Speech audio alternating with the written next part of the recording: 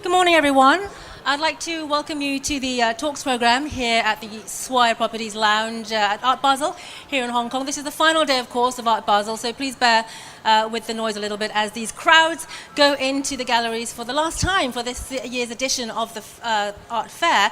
But today, this is also the final talk for Swire Properties as well. It's got a whole program of talks this week, which have been very engaging.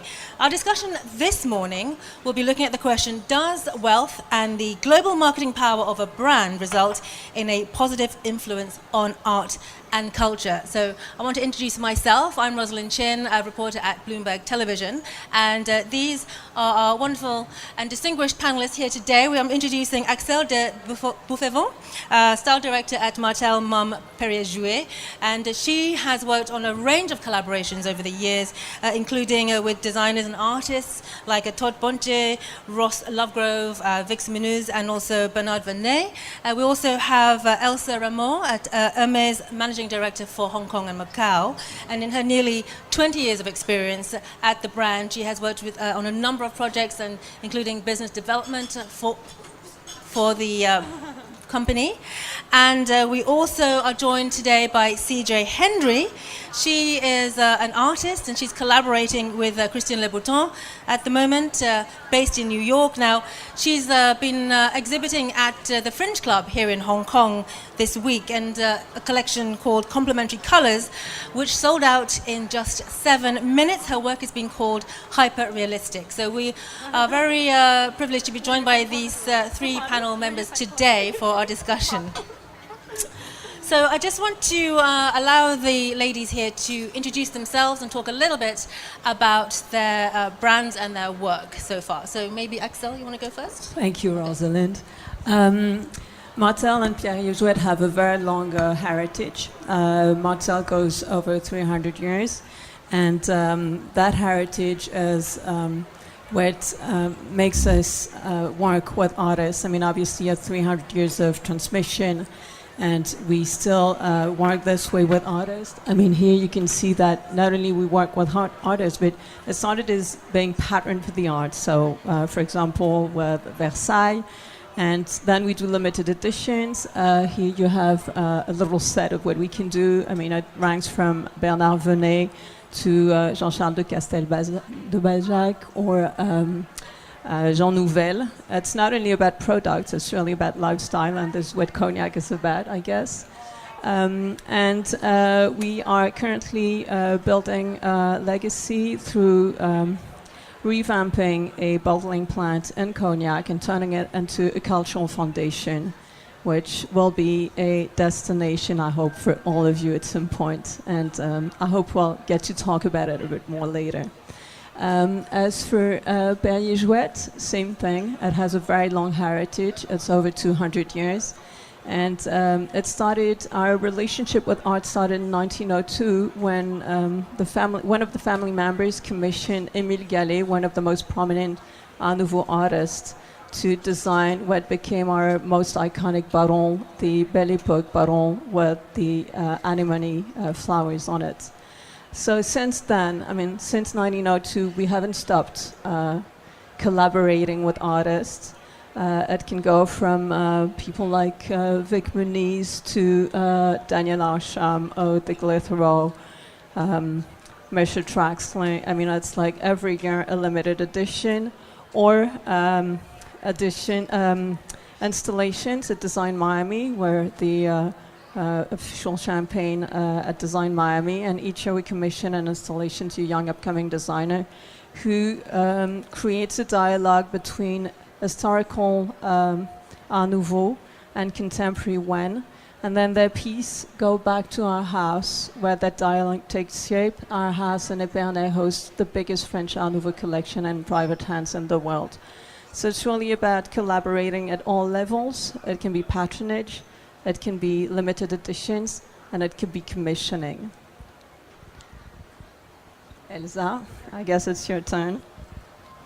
So I'm representing Hermès, So I accepted this talk. Usually we don't talk about what we do, but in fact we are doing a lot of arts collaboration, and people don't know about it. So it was just a good opportunity to share a little bit more. Usually it's either relative to product, either relative to scenography, like advertising campaign. We're gonna maybe talk about it, or window display as well. So there are many ways, in fact, to collaborate with artists. And what I have selected, because we only have very limited time, is to talk about the scarves. So we have a special edition called Hermès Éditeur, which has been a collaboration. So it's the 4th edition now. I'm going to share a few slides with you to show you. So the first one has been a collaboration with Joseph Albers. And it's really Pierre-Alexis Dumas, who is the artistic director for Hermès now, who really bring the scarves into arts. So in fact, we have been printing scarves since 1937. So we have 80 years of experience printing the scarves. And here is really a collaboration with this artist to represent his artworks. And you have one of his pieces at Basel as well. So yeah, just to show you the different colors. The second artist was Daniel Buren. So here it was what was very technical, so it's a living artist, and what was very difficult is to reproduce the painting, the picture in fact, on the scarf. So it's they use a very new technique, which is the ink printing. So it was very challenging for the craftsmen as well to use this painting art. And what is interesting is, so you have 365 pieces, so each piece is unique, and the frame is a different colors. So just to show you, when you change the color frame, you will see different colors appearing in the middle. So this black. Voilà. And those are all the 365 pieces, which are all unique. Then the third one collaboration was with Sugimoto, so he's a Japanese artist as well, and he worked on the getting the image of the light, natural light. So he worked on a Polaroid, and same, this technique was also ink print jets. So different colors. And the last one was with Relieu-le-Parc. So Pierre-Alexis visited one of his exhibitions in Paris, and he in fact in Palais Tokyo, and he took this picture and he fell in love with this. So it's called the Longue Marche, so it's the long walk, and in fact it's representing his life through his artwork. So they decided to work together. So Relieu-le-Parc went in Lyon, where we have the Silkin, all the printing craftsmen, and they worked together to work on this collaboration. Voilà. A few slides for you to have a look. Wow. Here it is. Yes. Do I just press it this way? Yeah. Hello, my name is CJ. I'm an artist. To give you a very brief synopsis, I'm a new breed of artists coming through the system.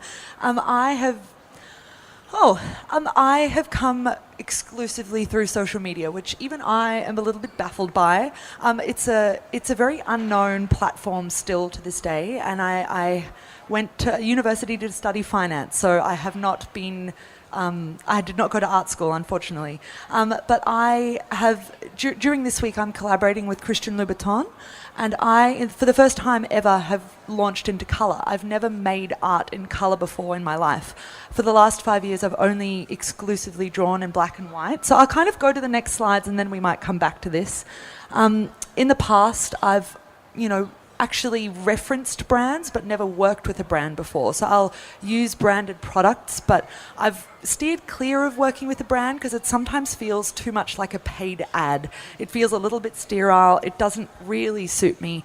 I also have a healthy disregard for authority, so I kind of don't like doing what I'm told. So sometimes when a brand approaches me, 99% of the time I'll say no. But the opportunity to show this week with Christian Louboutin was too good to pass by. The brand, I'm not even saying this because the team is here in the audience, but they have been so extraordinarily supportive of the vision, which is very different from what I've done before. They let me have free reign completely, which is mind-blowing in itself. So I'm very grateful to be working with them this week. So these slides are kind of the things I've done in the past, so all black and white. And to go back to the colour, this is all in colour and I'm drawing paint, so it's not product at all. And it kind of works really well with the Louboutin brand, because I see Christian Louboutin as an extremely colourful, outrageous might be the wrong word, but they do take a lot of risks. And the fact that they've taken a risk on me as a very new, very contemporary artist, I think is a true testament to them as a brand. So I'm very, very grateful to be part of it this week. Yeah. Thanks, CJ. I guess we can start our discussion today. Elsa had mentioned that MS scarves actually aren't a bestseller for the brand. So, and I guess this is a question also to Excel. Why do it then? Why are you, as a commercial product, which a luxury brand still is, why would you tie up to produce something that actually aren't bestsellers? To talk about, so you're talking about scarves, because the one I mentioned to you are kind of unique pieces, so they are not even displayed in the stores. But in our collection of scarves, for example, we have we have 2 collections per year, and we do collaboration with illustrator, with artists as well. And we don't promote, in fact, those artists as artists. And for example, to give you, so a few years ago, Ding Yi, which is super famous, but Ding Yi, one day, Pierre Alexis, in fact, was visiting a gallery in Shanghai, and he fell in love with his work.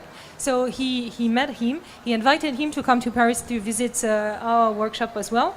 And I think 5 years later, Ding He sent him his work, and Hermès decided to print those scarves. And at this moment, it was probably too modern, too new, and it was not very commercial. So our customer didn't really like it, and it was not the bestseller. But now you can see his artworks everywhere. So it's not, in fact, the relationship between arts and Hermès is more about aesthetic and about collaboration rather than something commercial. It's really because they want to create meaningful product and beautiful product rather than just money. Well, I definitely think it's interesting to work with artists more for philosophical reasons than for financial ones. The artist sees ahead of us, and they take us out of our comfort zone. And I think as a brand, it's key to be shaken from time to time.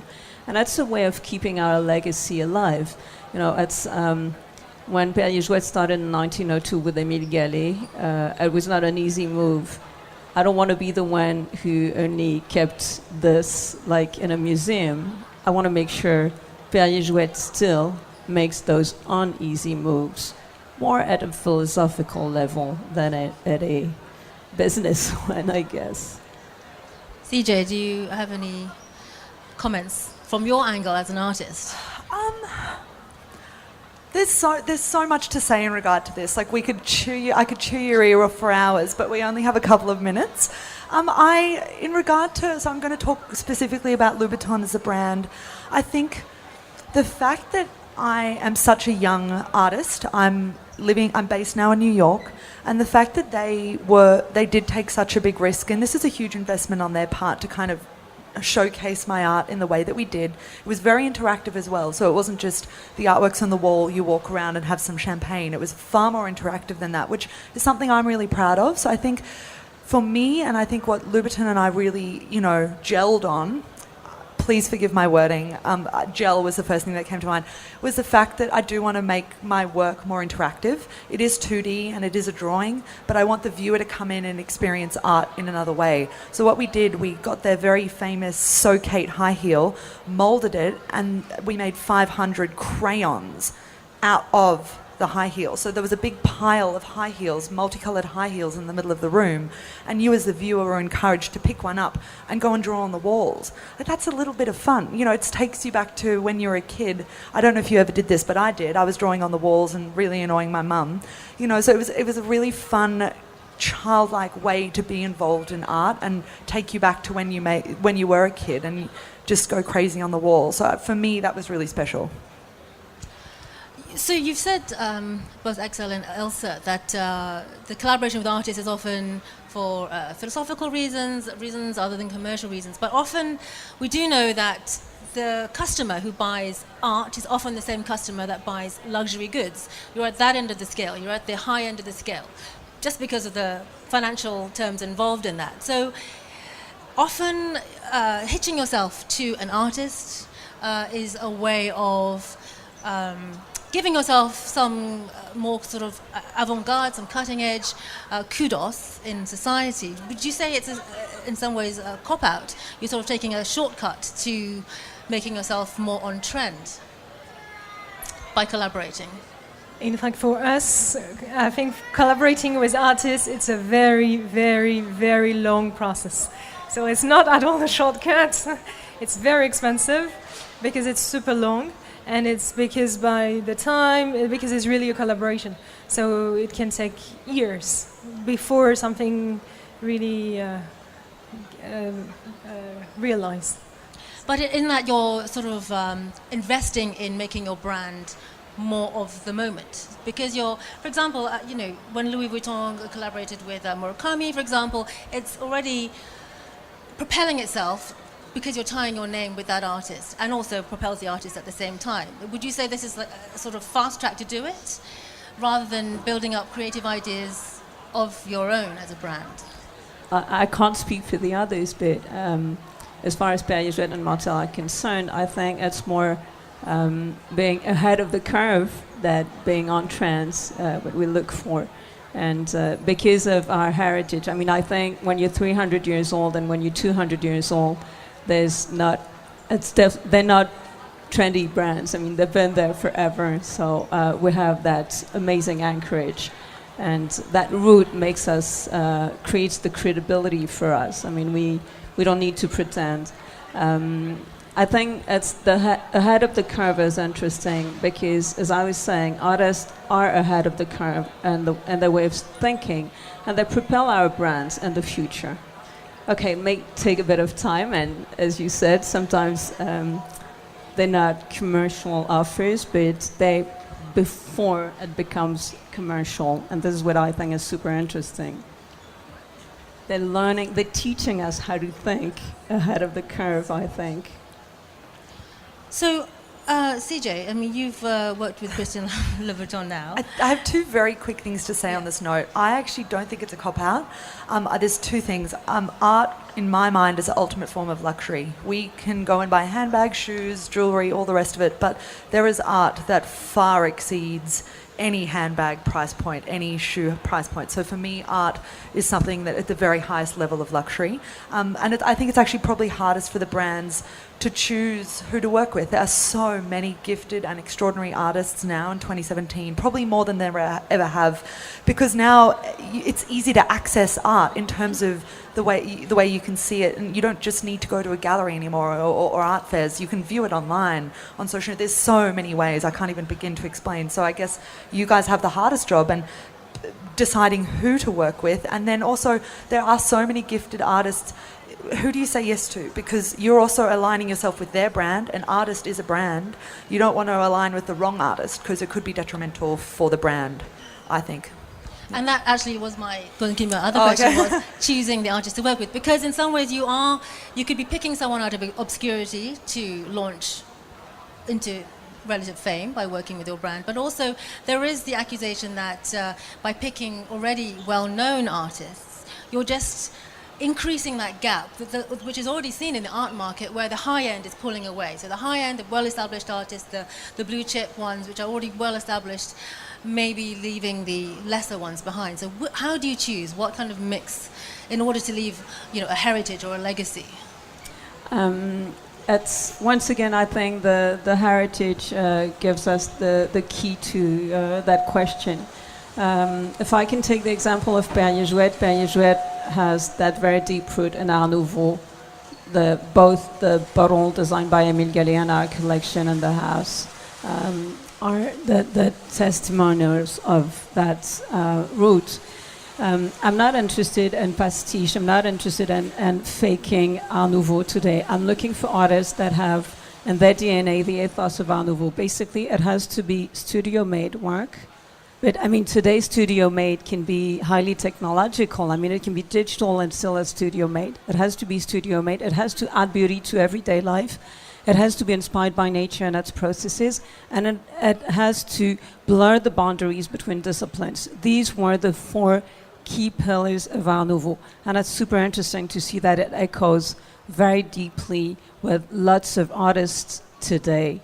So I have a very good guide through the heritage of that house. I mean, I don't pick the artists just for the pleasure of picking them. Yes, for the pleasure of picking them.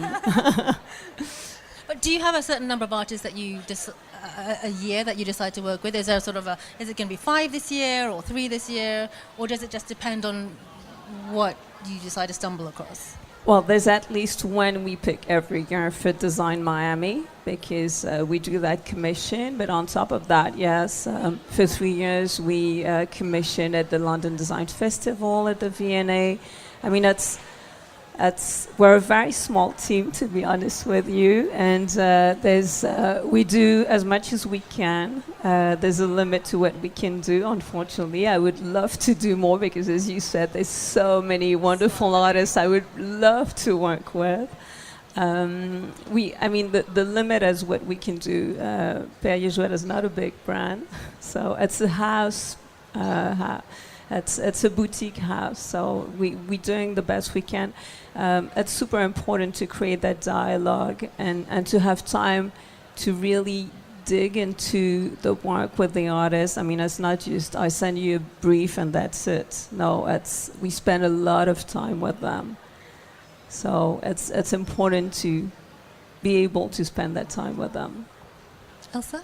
Yeah, so for us, it's mostly managed in Paris, honestly, because the artistic direction is here, and it's mostly a collaboration with the pool of artists. So they have different artists they are working with, and what they are really looking for, it's a long-term collaboration. So they may work with an artist 1 year, and then 5 years ago they work with him on another project, and so on. So like we're gonna have an exhibition in Galleria coming up, which is about the high jewelry, and it's Didier Faustino who is doing the scenography.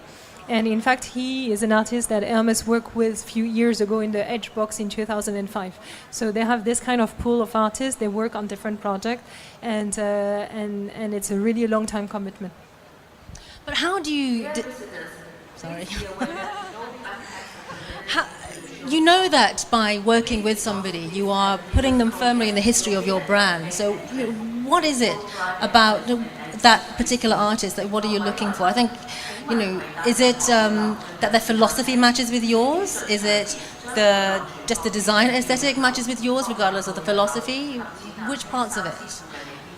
I cannot tell you exactly because it's really Paris deciding, but it's. I think there are a lot of match, definitely. And the relationship is so long, the collaboration to end up with something is so long that at some point they need to agree on many, many, many subjects before they end up to something. So CJ, you chose to work with Le Boutin and not other brands. What kind of compromises have you had to make in working with them? So can you hear me? Yeah.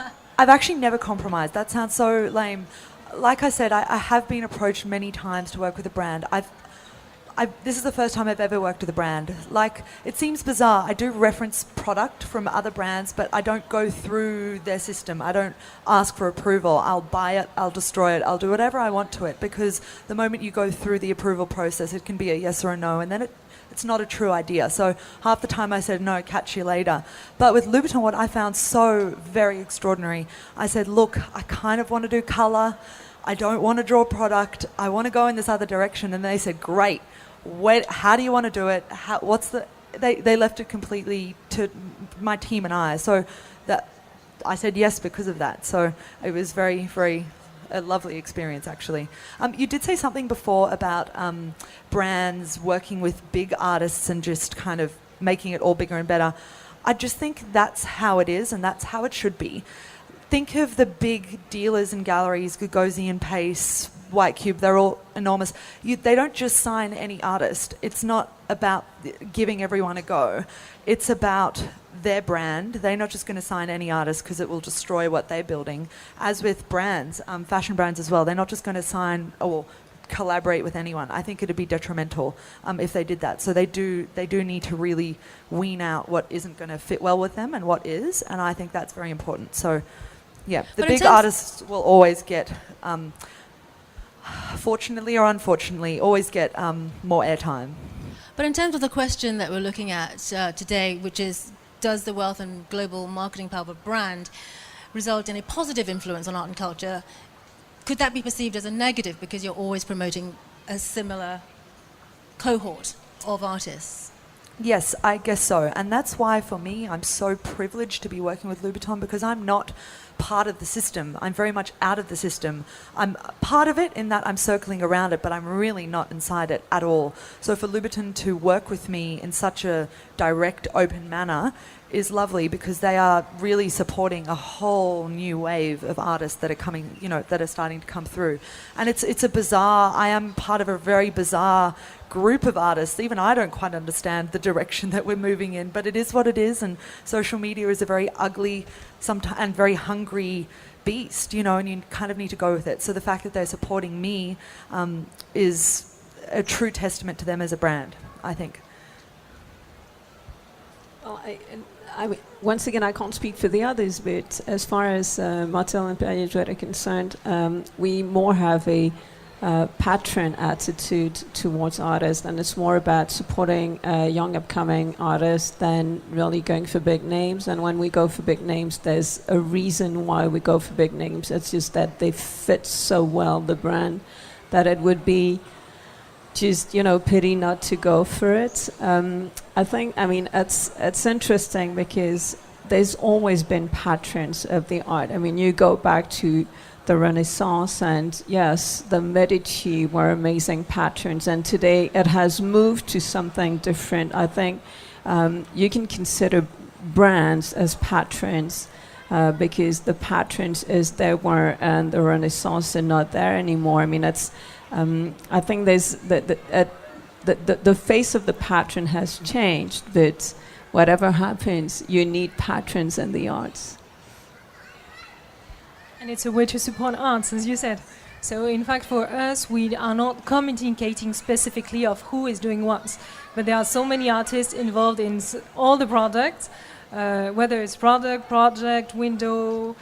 We can see the movie about Gallo if you want, but it's the Prêche Locage who did the whole scenography, but we don't advertise like saying it's Prêche Locage doing the scenography of Gallo advertising. So it's just offering to the public a beautiful advertising, which is a dance, which is a performance, but not without saying that Prêche Locage is doing the scenography of this. So it's working with artists, collaborating with them at every stage of what we are doing, just the pleasure to make things beautiful.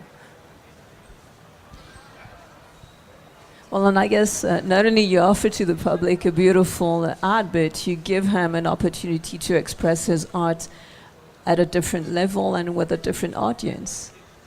So considering how expensive it can be for brands to develop this, then, this is a truly altruistic move for the brands? No, I don't think so. I mean, it's, it has to benefit both sides. And this is the key to it. I mean, it's about creating a dialogue, a conversation that can grow and that can benefit both sides. I mean, if one of the sides is not happy, it won't work. You can't force things. It has to come in a natural way, to my point of view. And we do have lots of artists coming to us, knocking on the door and saying, we'd love to do something. I mean, we always open the dialogue. We never close the door. It's really,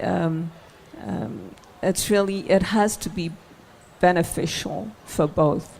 And yes, it is for the brands too, because it shakes us. It takes us to another level. It creates the vision for the future. It takes us out of our comfort zone, as I was saying, and it's key for a brand. A brand wouldn't last 300 or 200 years if it hadn't been through those kinds of collaborations, I think.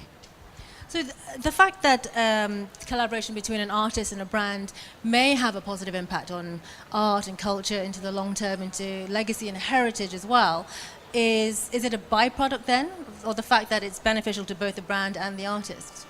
It's a byproduct rather than what it's being aimed for. Can I try and answer this? I think I understood it, but maybe I didn't. So I think now artists are becoming brands in themselves. So I'm not the first, I won't be the last. It's been happening for many years. So, oh God, I could name so many. You look at an artist and you can tell who's done, they've got a style, they've got a theme, so I think we're brands as well. I'm quite a young brand. There's other artists who are far more established than I am. And they also need to look and say, do I want to work with the fashion brand or not? So it becomes a two-way street. So obviously you work for highly established, very historically rich brands. I'm 5 years into this, so you know what I mean? It's very, very different. So for established brands to be working with such young, naive individuals, who are still building their brand is a really interesting mix. But I think artists are now brands more than ever.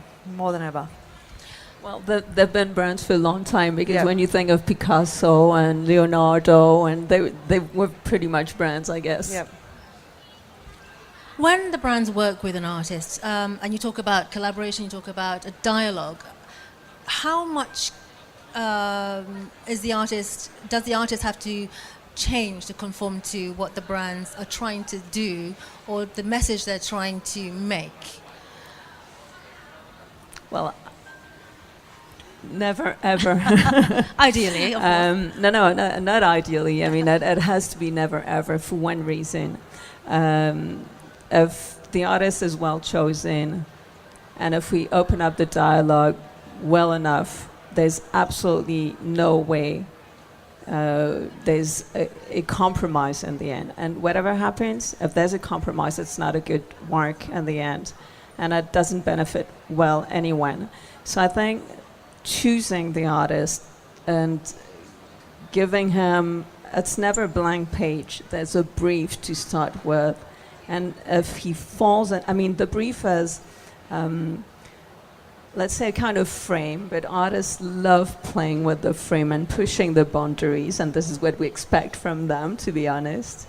But once this is set, it's okay. And, the frame can be, it's an 18-month project, or there's a budget, or there's always a kind of frame to it. There's always a kind of constraints.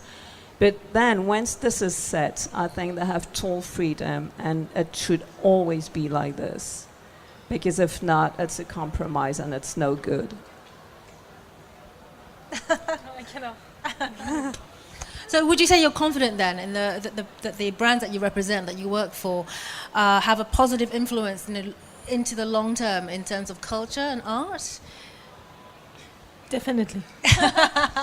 Well, I'm pretty much confident about it, because if not, I wouldn't be sitting here in front of you, to be honest. This is my everyday life, It's about choosing the right person behind each of the projects. So if I wasn't confident about it, it would mean that I'm not confident about what I'm doing.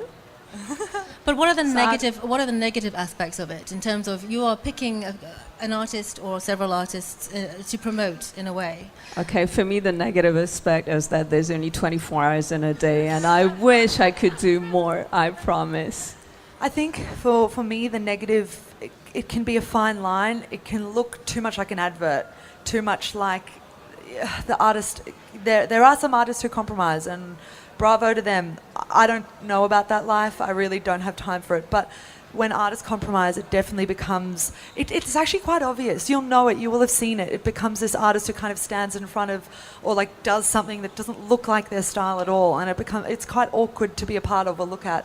So I think if you don't compromise and you stand hard with what you believe in, and I think the art is saying no more than saying yes. And the bigger the brand gets as an artist, and the more you go on, the more you'll get approached. And sometimes the opportunities are outrageous, but it's about saying, no, that doesn't quite sit with me. Sorry. What about accusations of commercialism? So, for example, Murakami at one stage when who was working with Louis Vuitton, there were comments like it became so commercialized, everything was basically for sale at any time, even in a museum or in different environments.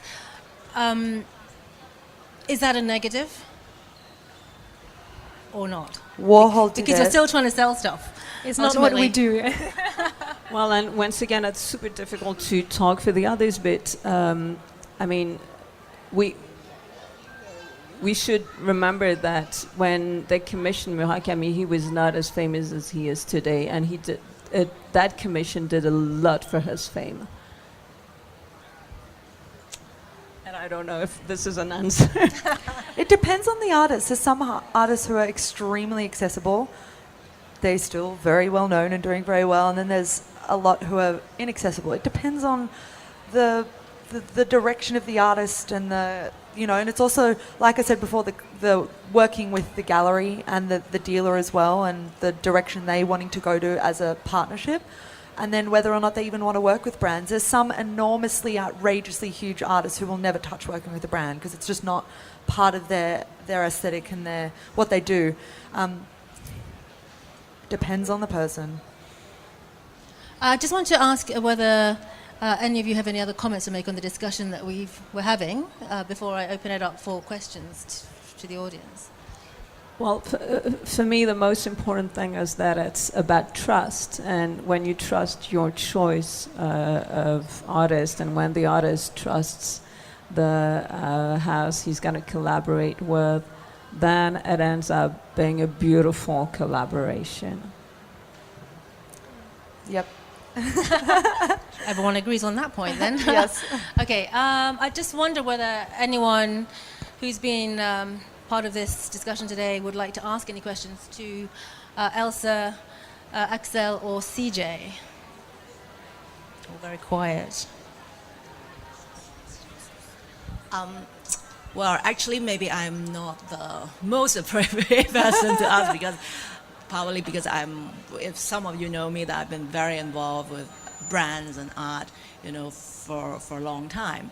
But as we all know, today we have, the most luxury houses having the most fantastic, fondation, museums, in different parts of the world, and doing very, very elaborate exhibitions and shows and all that.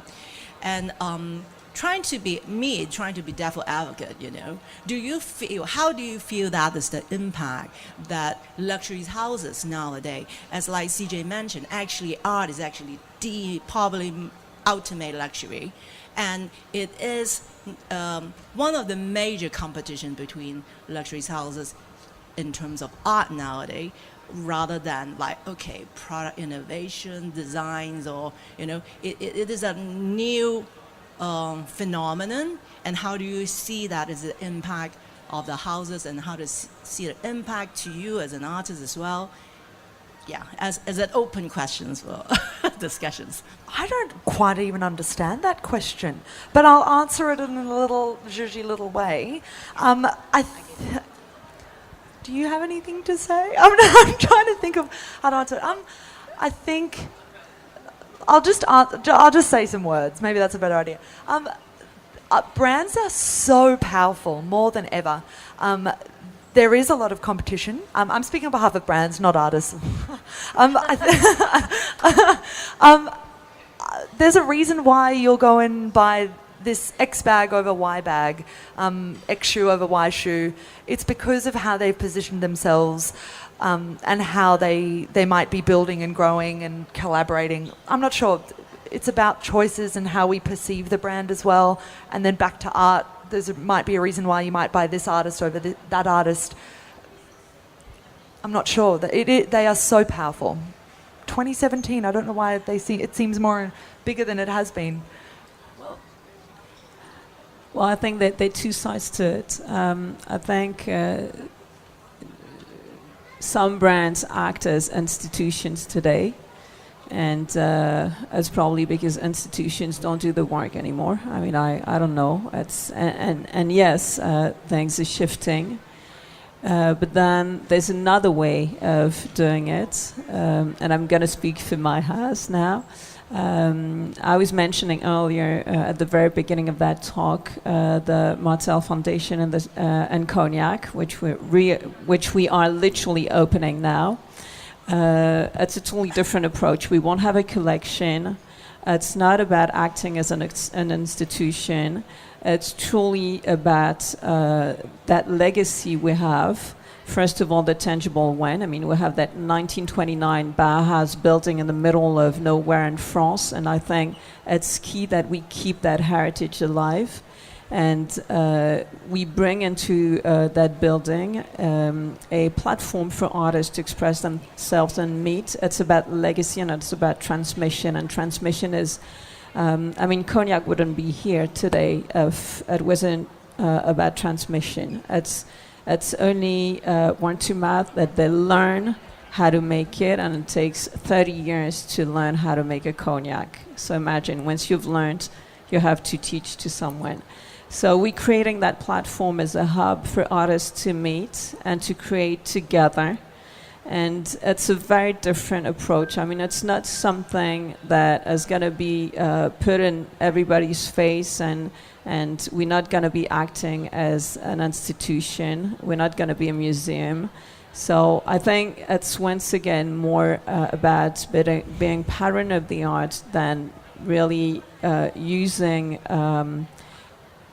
art as a lever to talk about our brand.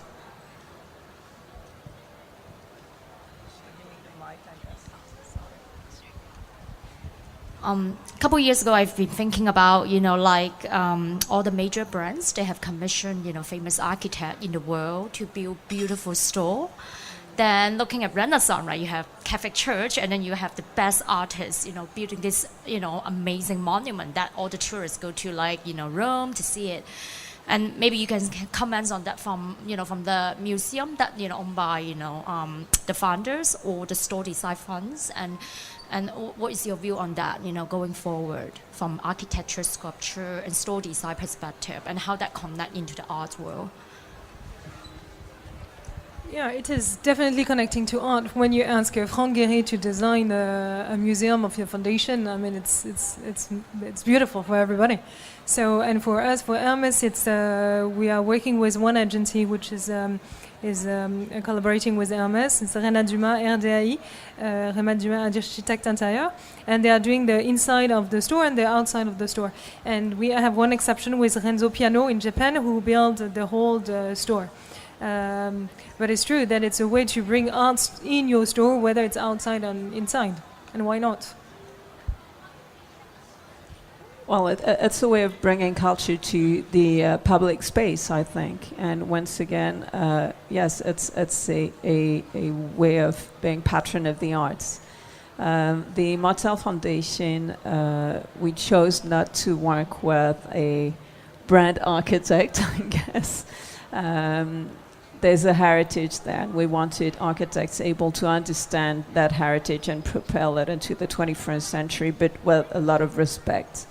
And the architects working on the building are Brochet, Lajus, Pueyo, and they redid quite a lot of heritage buildings in France, starting with Orangerie des Tuileries, where you have the Monet and Fayaz, or the Musée de l'Homme. So they're quite renowned for that, but they're not brand architects. Still, I consider that we bring culture to the public space by doing this.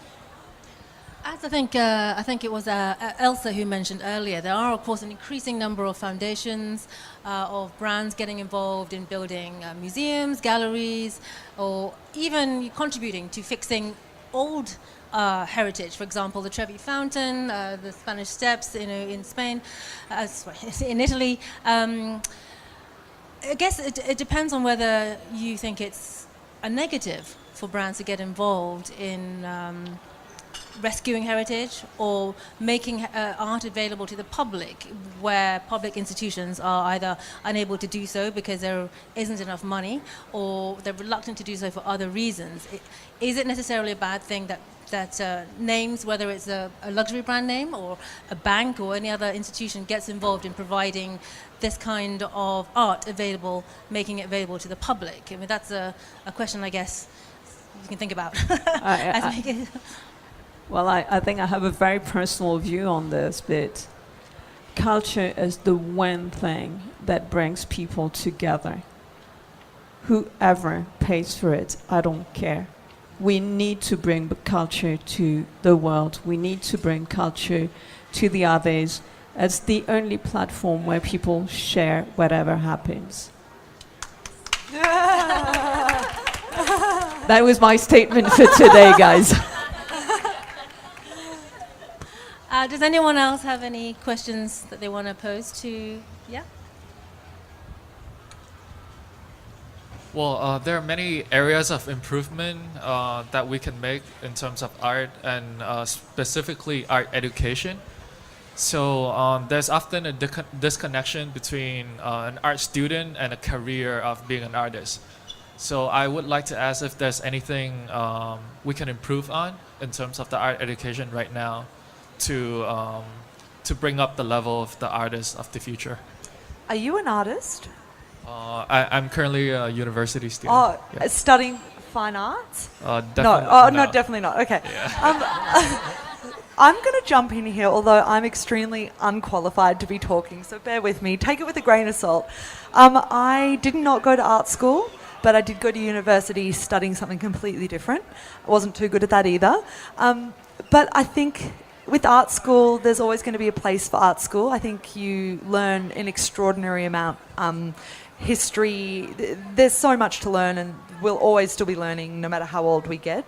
I do think, from what I've heard from some of my artist friends, I think something that is missing in the artist curriculum, and if there are any art teachers out here, please put up your hand, the business of art. It's a very ugly part of the industry that no one likes to talk about, because as an artist, you're not meant to make money. You're meant to struggle and eat canned soup and do all these things. But today, it's not happening. There are artists who are running big empires.